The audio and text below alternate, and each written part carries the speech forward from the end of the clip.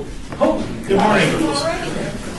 Time to call the April 25th, 2016 meeting of the City of Las Vegas Audit Oversight Committee to order. Beyond the grave, Mr. Jones has indicated that it is 10 o'clock. Are we in compliance with the open meeting law? Yes, we are. Thank you. Is there any public comment at this time? We are agendized for a period of public comment if anyone would like to make any. And seeing none, I'm going to discuss with reading the rules for that public comment. That takes us to agenda item number 4, a possible action item where we would potentially approve the minutes of the Audit Oversight Committee meeting on January 25th. Does anyone review those minutes? Yeah. This is Mr. Headley. I make a motion to approve the minutes. Is there a second? Second. We have a motion and a second. One member was not at that meeting and is planning on abstaining, That's correct. and that's Mr. Thornberry. So all members opposed to the motion say nay. Motion passes. Oh, my God. You got to be on your toes, Councilman Coughlin. You forget who had tutored in there. Agenda item 5, discussion for possible action on the audit of the Department of Youth Development and Social Innovation, specifically the Safety Financial Assistance Program, an audit that actually predates the Department of Youth Development and Social Innovation, I believe, but here we are. So who's going to make that presentation? Mr. Chairman, Nancy Beatty was the lead auditor on that. She'll make the presentation today. Welcome, Nancy. Good morning, members of the committee. We completed an audit of the Safety Financial Assistance Program. When this audit was initiated, Safety was assigned to the Office of Community Services. In December 2015, Safety was reassigned to the newly created Department of Youth Development and Social Innovation. This audit scope included 2 financial assistance programs overseen by city staff for the fiscal year ended June 30, 2015. The Financial Assistance Fund, the FAF program, is funded by the City of Las Vegas. Households purchase safety passes at reduced price. The State of Nevada Child Care and Development Fund Subsidy Program, the CCDP, is operated by Las Vegas Urban League.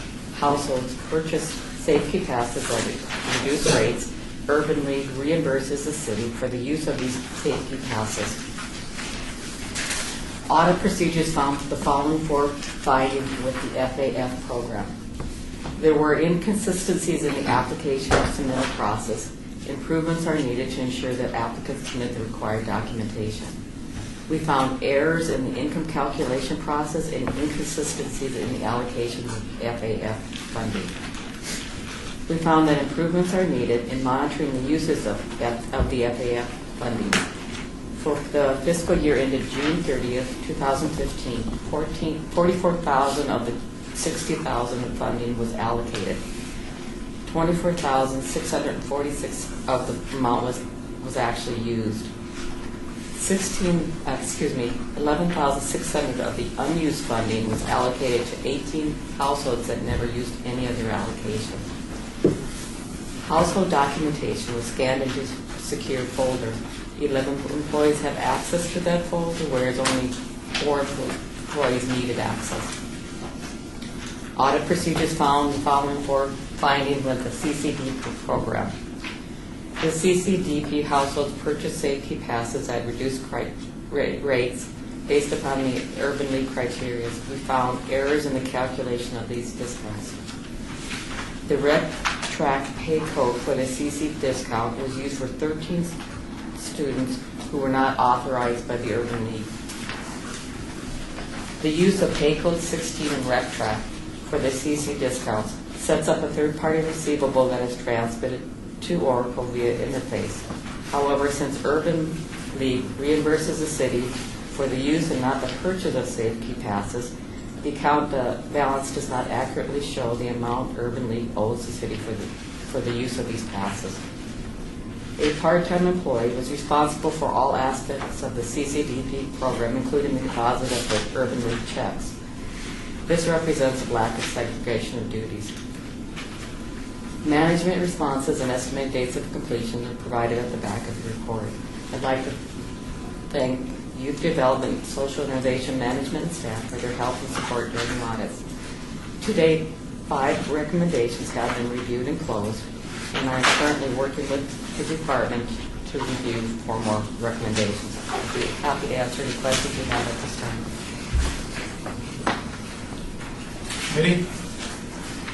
Any questions? So the source of the funds that we're having trouble developing proper internal controls over, in this case, is a little bit city and a lot state.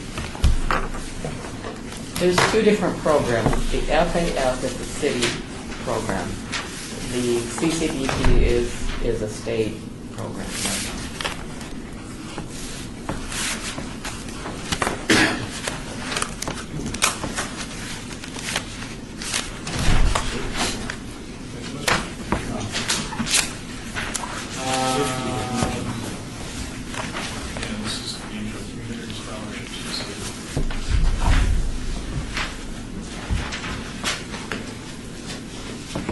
At this point, would management like to discuss their remediation plan?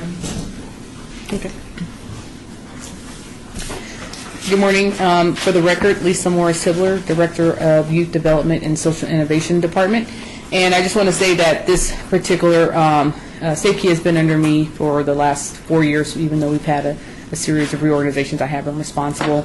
I want to thank the auditing team for, one, coming in and conducting a thorough audit and also providing some recommendations on how we can improve some of the processes. You know, I don't make any excuses about the findings, but I will say that we are working expeditiously to get them corrected. We had a series of staffing changes throughout some reorganizations that I think left us open to having some of these errors, and then we also have some system challenges that we've been working with IT and others on to ensure that we can make sure that we can have less manually dependent systems that as we have now. So in terms of the audit items that are still open, item 2.1, which is incomplete, we are moving from a manual process of calculating the annual income for the FAF households to a worksheet with built-in formulas. Now, of course, there still can be some human error, but at least it standardizes those formulas. People don't have to calculate that on their own and put that in. Also, the process is very clearly, and the training that will happen is very clear about how that happens. One of the challenges with the calculating the worksheets are that a lot of these individuals don't have a standard paycheck like we had. You know, we get paid every 2 weeks, and so when they have multiple sources of income and all that, that just also added to the confusion. The worksheets that we have now makes it really clear about what information needs to be contained within them, and it can now also average the monthly income so that it can help staff determine what the rate should be. Now, that information still has to be put into our RecTrack system manually. So, again, our goal is to really move from having multiple systems where information has to be entered into having one system where it can have all of that. So those are things that we'll be working on even after we're able to successfully get this audit closed out. Item 2.3, same thing. Again, we have a worksheet now with the formulas built in that will also help improve the accuracy for calculating that income. Incomplete item 4.1. Before we had the hourly staff off-site, so all documentation had to be scanned in. We now have eliminated that. We are in the process of hiring a full-time staff that will be responsible for the financial aid fund and the CCDP. And so we are no longer scanning any documentation. Instead, staff has ordered a file cabinet that will be installed in the Safekey administration office. So we don't have to worry about having documents securely secured on a electronic basis. Incomplete item 5.1.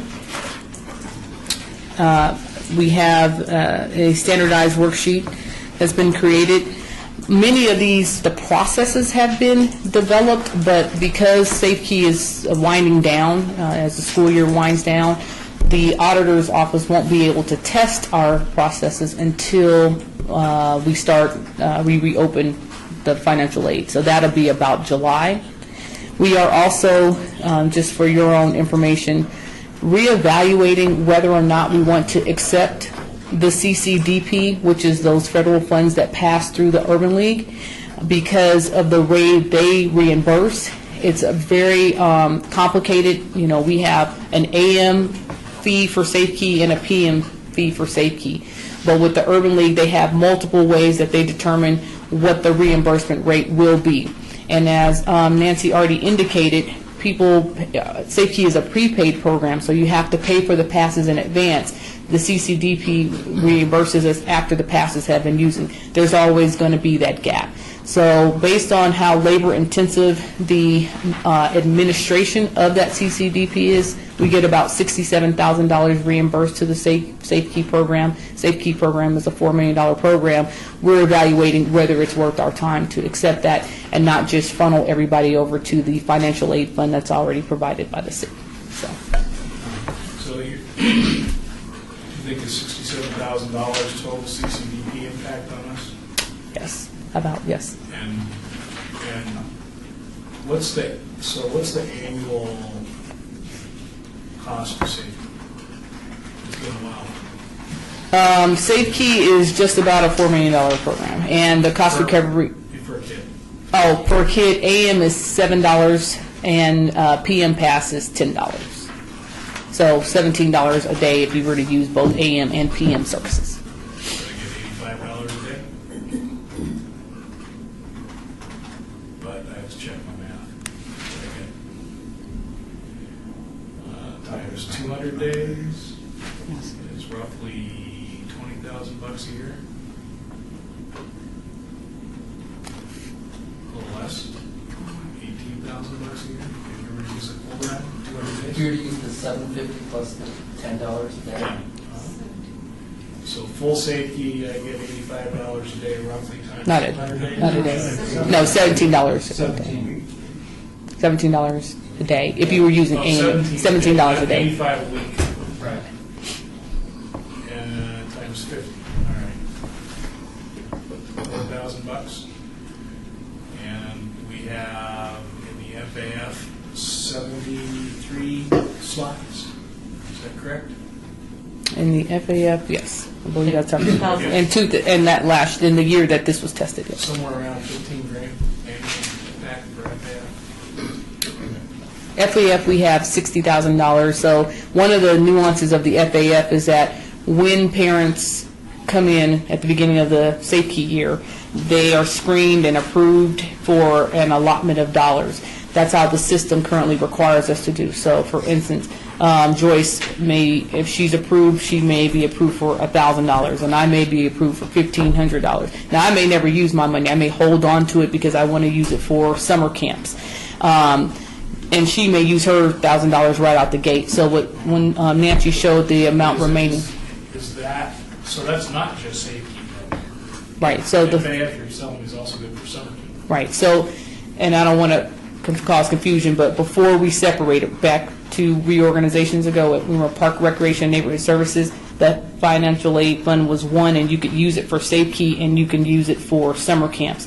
When the departments broke into Office of Community Services and Park and Rec, we tried to separate the funding sources, but in the system, it just recognized it as one thing. So parents were saying, oh, I have to have this money for summer, I'll just hold on to my allocation, which then caused havoc on the Office of Community Service side with SafeKey. Now we've gone in the system and to try to create a workaround, because with RecTrack there's just some system limitations. It can only do so much, so that we can make sure that parents knew that that's separate, so that they would not hold on to monies and not use that. When we have waiting lists. We literally will use all of our dollars within the first 2 weeks of opening it up, and so we are trying to make sure that we have that.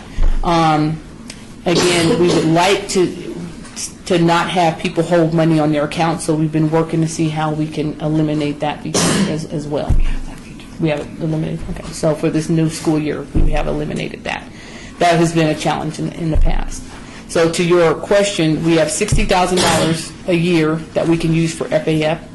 If we eliminate the CCDP, we'll be asking our city manager's office to then take that from the SafeKey revenues to expand the financial aid fund so we can accommodate more students under the city-sponsored financial aid fund and not use the CCDP funding source.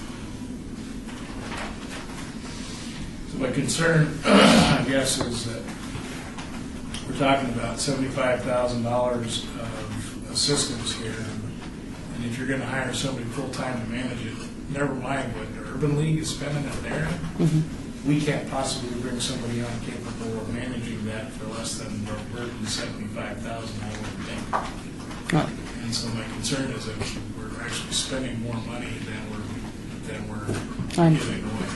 The person that we're bringing on is not just to do that one program. It was to do just in administrative support functions within SafeKey, and they were going to also have that responsibility. So instead of using the hourly staff as we've done in the past, we were going to now be able to assign that to a full-time staff person that will be inside of the SafeKey administration office. So that person's duties go beyond just that, the financial aid funds. One question here. It's funny, this is the only governmental program which actually brings in more money than we spend. That is the repute, right? We, in fact, with SafeKey, make a profit. Allegedly. Yeah, I just don't know. Can we honestly say that now? Do we know? SafeKey cost recovers around 95%. Oh, okay. All right. Well, that's probably more than we ought to take back, if you know what I mean. Absolutely. We have to see a program for people. Well, degrees of poverty. Yeah, easy there. Yeah, okay. Some are probably brought into the middle class, but I would do it. Mornings and afternoons well in the middle class. And so, the cost of maintaining the surveillance of this, depends on how much of a position you're going to allocate for. I would say that's a good idea. We're talking about 10%. Yeah, it's hard for us to make that kind of a judgment without the bigger program knowledge. Yeah, there's all sorts of ways. I just don't want you to stick like half of an employee on something like this. Now it would be like you're just going to cut the position with this. Yeah, no, it's just because when we're just trying to get our staffing right sized. I mean, just because of all the shuffling that we've done, we had other full-time staff that were assigned to it that were overseeing other staff, and then as we've changed, we didn't keep pace with that, so we had to take a time out to go back and reevaluate. So bringing in this person that I'm referring to, that does come out of the SafeKey fund, and it's to just make sure we have enough administrative oversight just in general for other things as well, not just the financial aid fund. Committee members, any questions? Joe Thornberry, a question for you. In regards to the unused funds, what processes are in place to make sure that we're following up with the folks? For an example, let's say someone applies or approved, and then later they move out of state or out of the area. How are we getting that money back into the system, making that available to other people? Because 11,000 out of their audit, 24,000 was used, 11,000 is pretty high.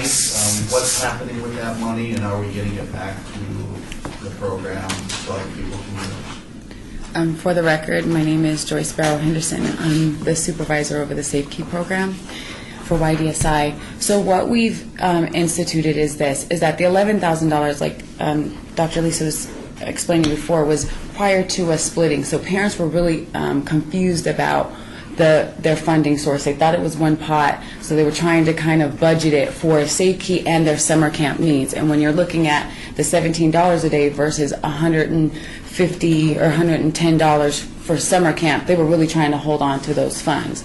So once we did separate them, and parents are now under the understanding, because they have to apply for funding through Parks and Rec, and then separately for us through SafeKey, is that that all the funds are on a first come first served basis. You need to use your funding so that way you don't lose it. We also have instituted a letter. So if we have a individual who has not used the funds in 90 days, they get an email as well as a letter saying, hey, we haven't seen any activity on your account. We would like to make sure that you use your funds, that they're all on a first come first served basis. So then that way we're also able to service more people, because the way the system was taking money was, if your household cap was, let's say, $1,000, it was yanking that $1,000 out, so other people couldn't use it.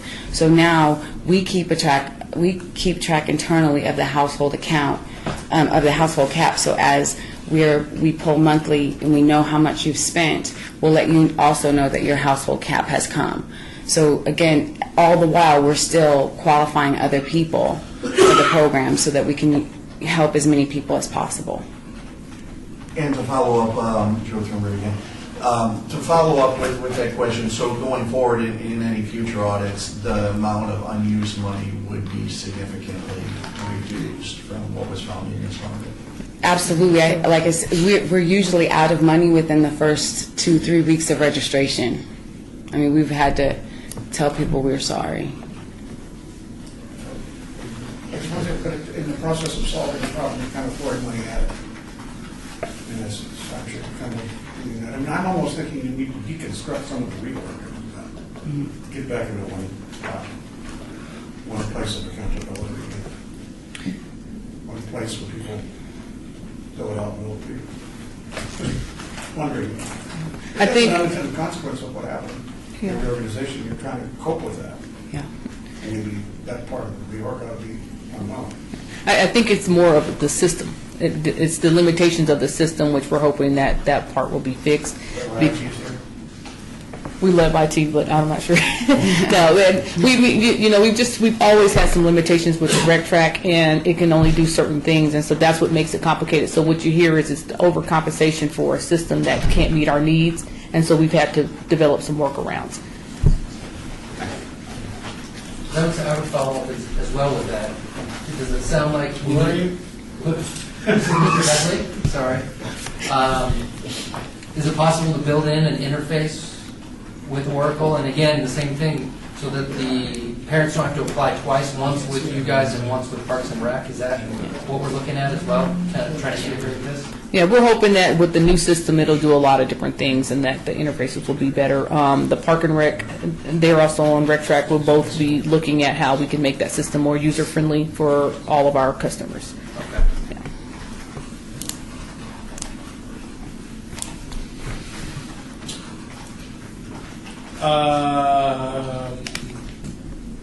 Ms. Morris, Hibley, and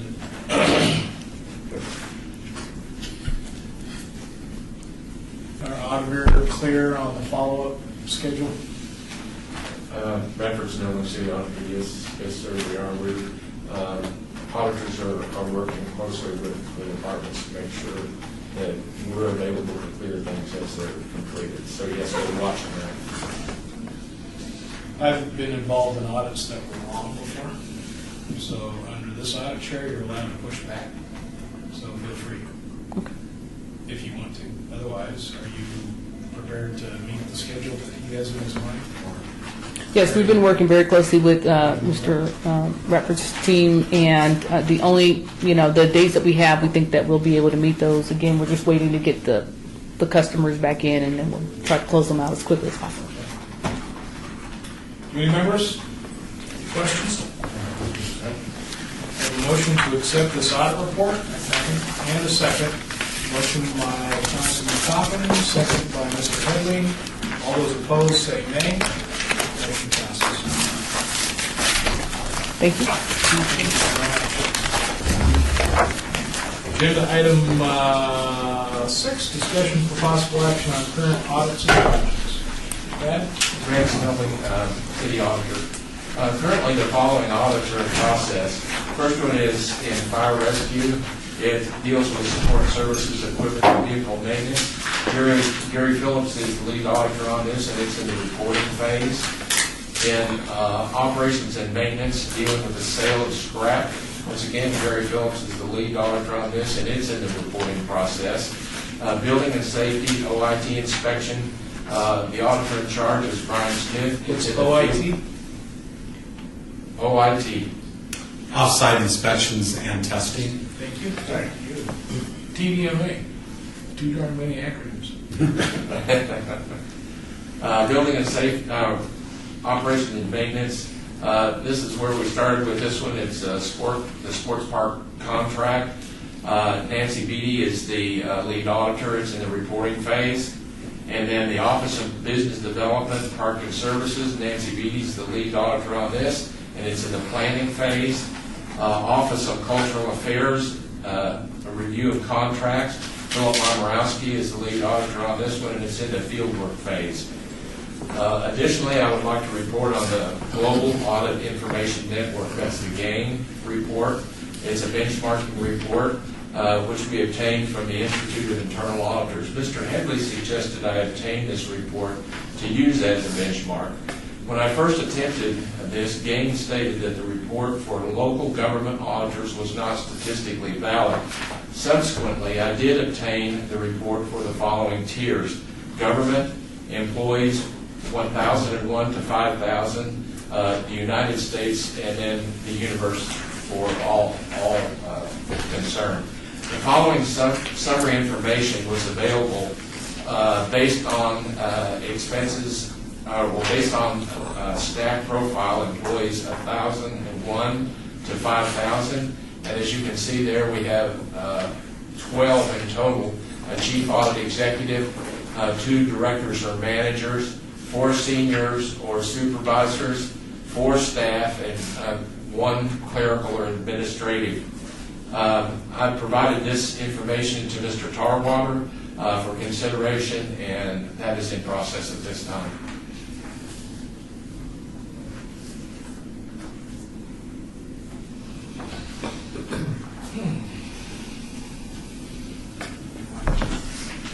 Anyone have any comments or questions? Yeah, this is Mr. Headley. Again, thank you, Mr. Skelding, for providing this information. I think it's a good representation. I think it seems reasonable. I guess my question, I can't remember if it came out in the meeting, but where your staff currently sits. How many bodies do you have currently right now? Brad Skelding. Currently, there are 6 people on staff. We have 1 that's administrative or clerical, myself, and then 3 senior auditors and 1 internal auditor too. Okay. Who's that poor person? That would be Brad Skelding. That would be Mr. Momorowski. Is that, were you referring to the auditor That's too? what I was referring to. At least it's not 7 bosses. Right. I don't think it's very many people. I mean, Yeah. it's your instinct to ask Bob to have this submitted. This is a lot like mine. Has been holding back on spending money or asking money for money. And they should have been asking us.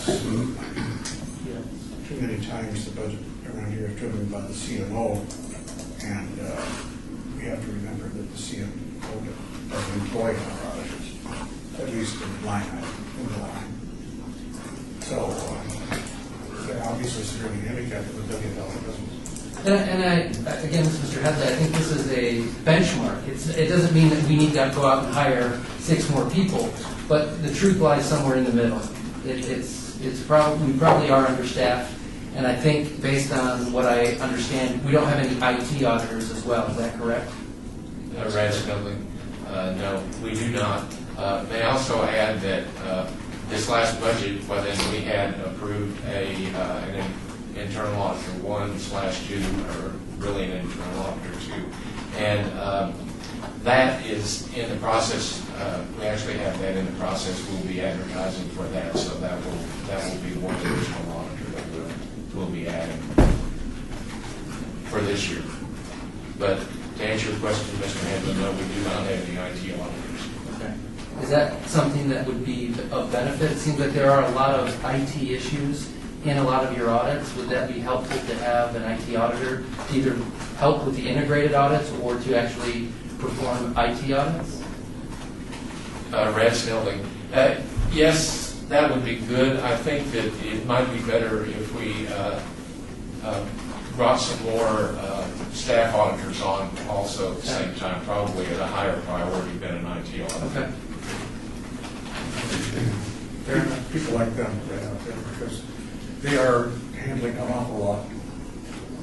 And the workload of people, your staff auditors. We're busy. Yeah, when I look at the assignments, right, Mr. Chairman, I see a lot of responsibility, which can mean that you don't do all that you need to do. You got to kind of close it out and move on. So maybe a rover of some kind. Who's a rover? Who essentially becomes the person to pitch in on an audit that gets complex. Brad? Brad Snelling. Usually I'm the one that's the rover. I pick up. I'm actually working on some audits myself. Thank you, Mr. Chairman. Thank you, committee members. Brad, would you reach out to the Nevada League of Cities and maybe make a Nevada Association of County Officers, and failing that, the GFOA, and see if you can put together a poll on municipalities in the state of Nevada, what their structure is, who their internal audit function reports to. I think we've had some discussion that the city of Las Vegas seems to be the only one where the audit function reports to the board of directors, as opposed to the chief, or as opposed to the city manager. But would you quantify that in your spare time over the next month and put together a little matrix of, if it's not, I guess, come back to me if it turns out that one of those three entities doesn't already have the data prepared. But I'm curious to compare our city to other cities in the state and get a feel for the relative functions of the internal audit department. Brad Snelling, Mr. Chairman, will do that. We'll And the size of the other entities' internal audit functions as well. Brad Snelling, we'll certainly do that, Mr. Chairman. And if we don't have any luck, well, then the audit community in governmental auditing is pretty small, so if nothing else, well, then we can do some polling and find out where we stand on that. Mr. Chairman. You want to remember to turn your phone off before the meeting starts. Yeah. I don't know how we compare to anybody else in the Clark County. We're the largest city by far, and we have to look at, just as we did with compensation, we reached outside of Nevada and looked at other states, I suppose Arizona, California, each have in mind. We had a budget for that. Yeah, but I This is mean, Brad's spare time budget. well, I think there's probably somebody that gathers this together. You just have to tap the resource where it is, where it resides. That somewhere in each state there's somebody that has it reported. Like there's certainly each, if you only took, I think if you look at a couple of municipalities in Arizona and 2 or 3 in Southern Cal, you get a good feel for, what's I'm thinking between the governor's auditor, between the governor's internal auditing staff and the legislature's internal auditing staff, the number of auditors, the number of audit hours per $1 million of expenditure is significantly higher in the state. LCD audit is big. Instead of the governor, there should be about 3. Maybe it was 2001, maybe it was 2005. All right, so I don't know that we need to approve this report per se. You reported what's underway, so I think You done. we're good. Agenda item 7, discuss future agenda items for the Audit Oversight Committee. Any members have any topics to suggest here at this point? Come on, it's your first meeting. Red and I talked about some public safety, looking at public safety focus, whether it is city funds going to Metro or to the other public safety homeland security functions and grants that are given either to the agencies that support Las Vegas, as well as following up, I know there was some talk about cybersecurity in the city functions related to focusing to make sure that the city's not, I mean, the city departments aren't a victim of that. You know, Sheriff Bob Coffey, the idea of regional boards that we belong to, or regional bodies, which Metro is one of them. Are we happy with the audit procedures that they use? They don't have audit procedures in there. They have a financial audit, but that doesn't get into any operations. Make sure that that was categorized correctly. Oh, I see. So, but how about flood and transportation and all of things? They only have financial audits to the best of my knowledge. I see. There are no operational audits in any of these regional things, to the best of my knowledge. You know different? Rex, nothing. With regard to Metro, at one time we tried to do an audit of the allocation of the budget between the different entities, and when we started working on that, the sheriff's office said that we didn't have any right to audit them, and they said that the county was the one that would do any auditing. So we embarked on an effort to utilize the county and do a joint audit with them. And as it turned out, that was about the time that we had the economic downturn, and it just fell by the wayside because of other issues and other pressing issues, especially from the county side. But we did talk to them about that, and we did make an effort on that, but that's been several years ago that we did that. That's been only, I think, it was 2 sheriffs ago. So, in fact, that was back when Sheriff Keller was the sheriff. It was a political position, I think. It was a political position. Yeah. I suppose it's one which may or may not be backed up by our statutes. I don't know. They can tell you this stuff, and then I guess you could say, okay, we stepped in. Or you can push back. I'd be inclined to push back some to see where we are now.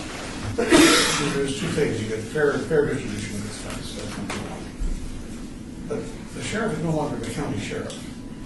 He is the sheriff for the cities as well. So, All the others out there. yeah, but he thinks he should report if he never has to be accountable to just to the commission. We probably ought to straighten that out, find out, maybe ask the court what is the most appropriate method. Because the budget for that institution has skyrocketed. There have been numerous, the projects that don't work. Sometimes I cringe and think about the money spent on various communications systems. And nobody apparently gets mad at anybody. Nobody at least calls into question anybody, because the sheriff is accountable, but that's, in theory, the sheriff is accountable because he's elected. The city sheriff has only been defeated once in my lifetime because they have access to all the funds in the world to run for the election. So accountability is scarce when it comes to the sheriff's office. You have to trust them. I'm not saying that I don't trust them, but we got to find a way to work together because it's, how much is our percentage of budget? Betsy said altogether law enforcement is close to 75% now of our budget, or will be. Including fire. Yeah. Public safety. It becomes something we need to know more about. If I could ask City Attorney, Mr. Chair. Yeah, I don't know if that's a first step city attorney or first step city and county auditors talk. I guess, if I may, for the record, Mark Vincent, Chief Financial Officer. It may also be an issue of the Fiscal Affairs Committee as well. I don't know that, having looked at the statutes on Metro, their statutes are lacking in a lot of things. Does the Fiscal Affairs Committee have an internal audit committee that reports to them? It does not, and there isn't any in the statute that gives them any authority other than approval authority, if you will, as a board. My question I'm asking myself out loud, obviously, is could Fiscal Affairs direct the sheriff to work cooperatively with the county and the city audit staff for operational audit coverage. If they're not getting it from the county, I don't know that they're not getting it from the county. Yeah, and it depends. It probably depends on what type of their local has been established in order for us to fund There is no- Metro. I don't know if that's even probably There is no, contemplated. for the record, there is no interlocal, it's Okay. just statute. Yeah. And the statute's pretty unclear. And more than likely, it doesn't contemplate that. The statute is very unclear, in fact, about what happens when the city and the county disagree. There's no provisions for resolution in the statute. Well, I call it a zero-sum game, but it's not. It's about a 6% annual increase gain. However, within the 6% annual increase gain, there is a zero-sum game between the city and county. And so it doesn't strike me as a transparency measure or a confidence-building measure to have the county only conducting audits of Metro, because they have twin pecuniary interests. One is seeing that the county pays as little percentage of Metro's cost as possible, and then is Metro operating at its peak efficiency.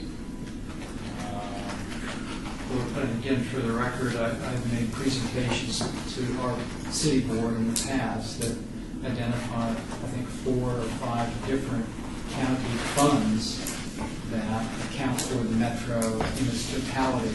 We only have, through fiscal affairs, oversight of one of them. The others all relate to fiscal affairs, whether it be, relate to Metro, whether it be the low cost fund, whether it be their self-funded insurance reserves, both for regular liability as well as workers' comp. They now have an OPEB trust as well, like the city does or Las Vegas does. So there are multiple funds out there, but when we talk about Metro budget for us, it's only one of those funds that we actually see accountability for. We don't see any accountability for the other funds. That's all resides with the county. We hope that resides with the county, since there's no reporting on it. We can only hope. Well, it does reside with them, but again, our jurisdiction through fiscal affairs is just one of those multiple funds. We don't see the big picture. Well, I think we should stop talking about this so we don't lose our new member to resignation.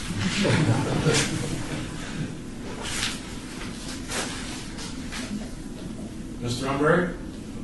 So cyber and public safety. Coming back for another meeting? Absolutely, absolutely. All right. Good discussion. I don't know that we've got any action out of that. No, I don't think so either, Mr. Chair. But Anybody think of any action? well, I'll just say that you pinpointed one part of the pecuniary interest. Of course, we benefit from that pecuniary interest to a certain degree because we are the other side of the equation. So theoretically, what we worry about is our share. And if their share is smaller than our share is smaller. But the idea that the institution itself is running right, it's like that's the most powerful single elected office in the state of Nevada other than the governor. And so it thinks it can do whatever it wants, whenever it wants. And I don't have any beef with any sheriff, never have actually. I have no way of knowing if we should have a beef. And that's kind of troubling because if you don't know if you have a problem, that's worse than knowing you have a problem and And doing we nothing. don't know. That's how we got in so deep on the radio system, is that there is no managerial detection system. Yeah. Okay, anyway. That was a good thing. All right, thank you, board members. This brings us to agenda item number 8, a portion of the agenda where we have citizen participation and any members of the public wishing to speak at this time. Seeing none, I will dispense with reading the rules and adjourn this meeting. Thanks, Tyler.